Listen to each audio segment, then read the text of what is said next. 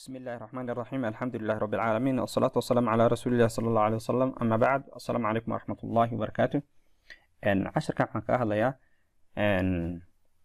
surface ayaan sameynaa oo waxaan ka soo qaadaynaa hotelkeenu inuu sameeyo qayb adeeg oo kale sida sariiraha oo kale inuu kireeyo sariirahaas oo ah ama single bed ama double bed.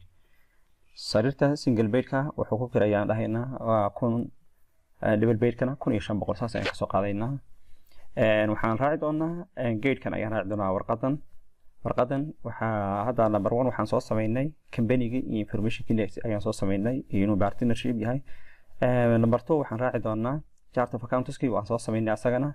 number 3 ayaan joognaa hadda sad ah waxaan sameynaynaa single bed oo ahaa 10 kun ka aan ku kareynayno iyo double bed oo asagana 1500.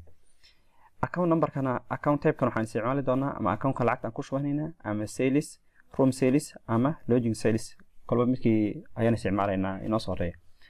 waxaan soo furaynaa barnaamijkeeni QuickBook ah. markastoo soo furta barnaamijkan QuickBook ah waxaad fiirisaan xagga top-ka inuu ku furan yahay company-gii aad ku shaqeynaysay. markasta wuxuu soo qabanayaa company-gii ugu dambeeyay ee lagu shaqeynayay ayuu soo qabanayaa. that means waa inaad iska jeegarayso account-ka ku furan ama company-ga ku furan waa inaad iska jeegarayso.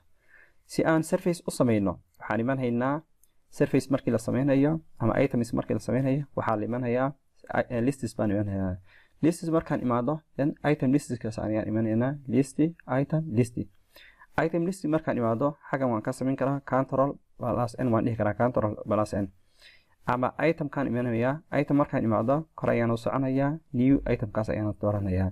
new item markaan imaado shortcut kana escape haddii aan dhaho control n haddii aan dhaho wuxuu ii soo saarayaa meeshii itemka laga abuurayo. maadaama surface aan sameynayno surface-kaas ayaan dooranayaa. type waxaan ka dhigayaa surface ayaan ka dhigayaa. then item name kale halkan waxaan ku qorayaa single bed ayaan ku qorayaa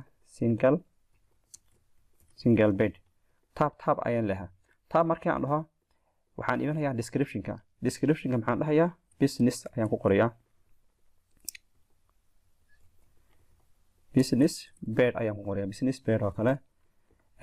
then rate-ka ayaan imanayaa. rate-ka waa lacagta lagu kireenaya 1000 ayaan ku qorayaa 1000. then tab ayaan leeyahay. tab markaan imaado waxaan imanayaa account-ka markaan imaado waxaan soo dooranayaa sales baan soo qorayaa ama lodging sales waa isku mid weeye. hadda lodging sales ayaa lagu jirtaa. lodging sales lacagta ka soo xaroota waa inay ku dhacdo lodging sales-kaas. then maadaama single bed-kii aan magacii qoray description-kiina aan qoray iyo rate-kii aan ku kireenaynay iyo lacagtu meesha inoogu dhacaysay. okay haddii aan dhaho hadda khaanadan way isxidhaysaa laakiin waxaan rabaa double bed-kiina inaan ku qoro. laakiin waxaan taabanayaa nagasigaas ayaan taabanayaa.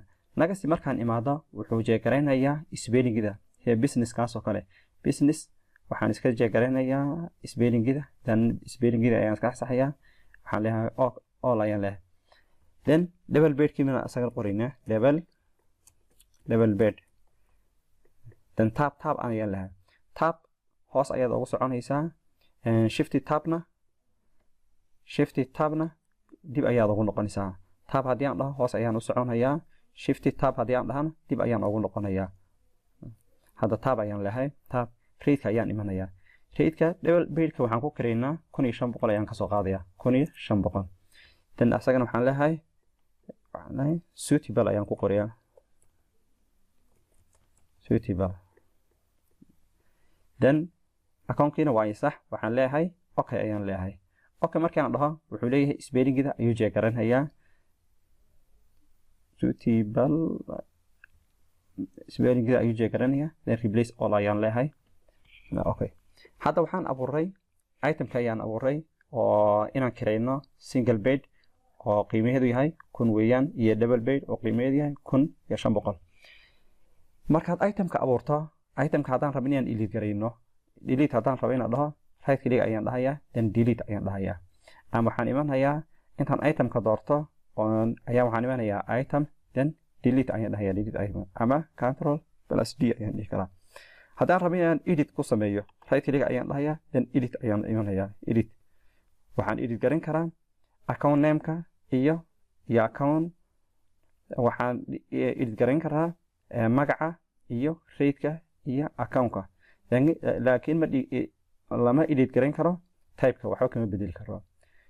ama laakiin haddii akoono badan ay ku abuuran yihiin itemyo fara badan haddii halkan listi ay ku jiraan haddaan rabnay inaan raadino oon search ku sameyno look forward lookta halkaas ayaan ka raadinaynaa halka haddaan rabo inaan search double-ka inaan raadiyo d-da ayaan taabanaya double ayaan leeyahay double-ka raadi search markaan dhaho single-ka meesha ayuu ka saarayaa fildiyada uu ka raadinaya dhammaan all ayaan leeyahay halka double-kii ayuu raadiyaa haddaan rabo inaan raadiyo single-kii single ayaan qorayaa single dan waxaan leeyahay search raadi waka haddaan raado edit fildiyada magacyada ka raadi item name ka raadi name haddaan raado already asana uu soo helayaa haddaba item saas ayaa loo abuuraa itemka markaad abuurtana edit waad ku samayn kartaa delete waad ku samayn kartaa ama laakiin delete markaad ku samaynayso haddaan iga receipt aan dhaho edit markaad ku samaynayso waa delete garin kartaa ama transaction ha dhaco ama uusan dhicin